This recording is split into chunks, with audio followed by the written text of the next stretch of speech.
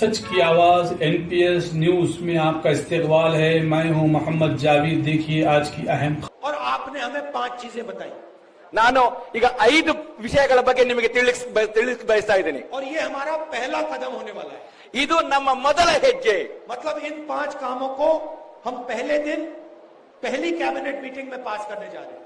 ಈ ಏನು 5 ಉದ್ದೇಶಗಳನ್ನು ನಾನು ಹೇಳ್ತಾ ಇದ್ದೇನೆ, ಇದು ನಮ್ಮ ಸರ್ಕಾರ ಬಂದ ಮೊದಲ ದಿವಸದ ಮೊದಲ ಕ್ಯಾಬಿನೆಟ್ನಲ್ಲಿ ಈ ನಿರ್ಧಾರವನ್ನು ನಾವು ತೆಗೆದುಕೊಳ್ತಾ ಇದ್ದೇವೆ। महंगाई से महिलाओं को सबसे ज्यादा चोट लगती है। ಇವತ್ತು ಬೆಲೆ ಏರಿಕೆ ನಮ್ಮ ಮಹಿಳೆಯರಿಗೆ ಅತಿಯಾಗಿ ಅನುಭವ ಪಡ್ತಾ ಇರೋದು ಹೇಳಿದ್ರೆ ನಮ್ಮ ಮಹಿಳೆಯರು। बीजेपी ने आपको 1100 रुपए का सिलेंडर दिया। ಬಿಜೆಪಿ ಸರ್ಕಾರ ನಿಮಗೆ 1100 ರೂಪಾಯಿಯಲ್ಲಿ ಒಂದು ಸಿಲಿಂಡರ್ ನ ಕೊಡ್ತಾ ಇದೆ। 90 रुपए का डीजल, 100 रुपए का पेट्रोल। 90 ರೂಪಾಯಿಯ ಡೀಸೆಲ್, 100 ರೂಪಾಯಿಯ ಪೆಟ್ರೋಲ್। हम आपको गृह लक्ष्मी स्कीम देने जा रहे हैं। ನಾವು ನಿಮಗೆ ಗೃಹ ಲಕ್ಷ್ಮಿ ಅನ್ನೋ ಒಂದು ಸ್ಕೀಮ್ ಅನ್ನು ನಿಮಗೆ ಕೊಡ್ಲಿಕ್ಕೆ ಇಚ್ಛಿಸ್ತಾ ಇದ್ದೇವೆ। गृह लक्ष्मी स्कीम मतलब कर्नाटक की महिलाओं को 2000 रुपए हर महीने। ಗೃಹ ಲಕ್ಷ್ಮಿಯ ಯೋಜನೆ ಅಂತ ಹೇಳಿದ್ರೆ ಮನೆಯ ಪ್ರತಿ ಒಡತಿಗೆ ಪ್ರತಿ ತಿಂಗಳಿಗೆ 2000 ರೂಪಾಯಿ ಕೊಡೋದನ್ನ ಜೋರಾಗಿ ಚಪ್ಪಾಳೆ ಅಂತ ಇಟ್ಟಿರಲ್ಲ।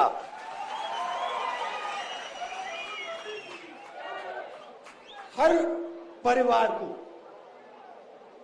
200 यूनिट बिजली मुफ्त में हर महीने।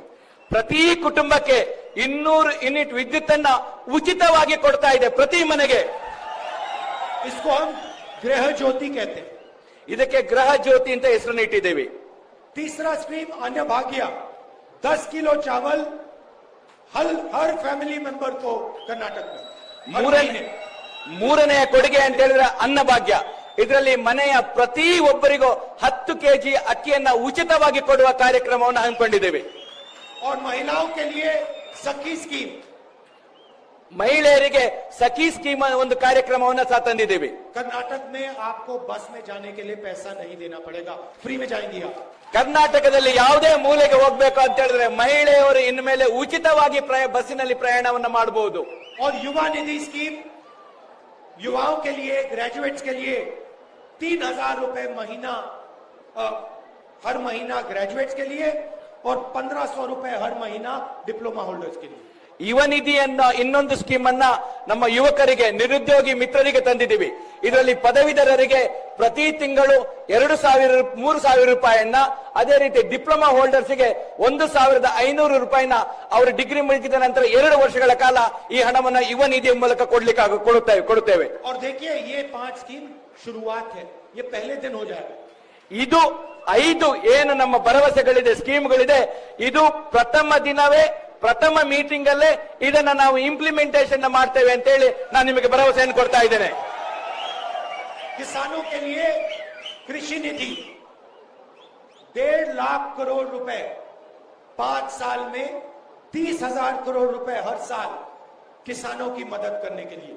ನನ್ನ ರೈತ ಮಿತ್ರರಿಗೆ ಮುಂದಿನ 5 ವರ್ಷದಲ್ಲಿ 1,50,000 ಕೋಟಿ ರೂಪಾಯಿ ಹಣವನ್ನ ಅಂತ ಹೇಳಿದ್ರೆ ಪ್ರತಿ ವರ್ಷ 30,000 ಕೋಟಿ ರೂಪಾಯಿ ಹಣವನ್ನ ನಮ್ಮ ರೈತರಿಗೆ ಮೀಸಲಾಗಿ ಇಡ್ತಾ ಇದ್ದೀವಿ।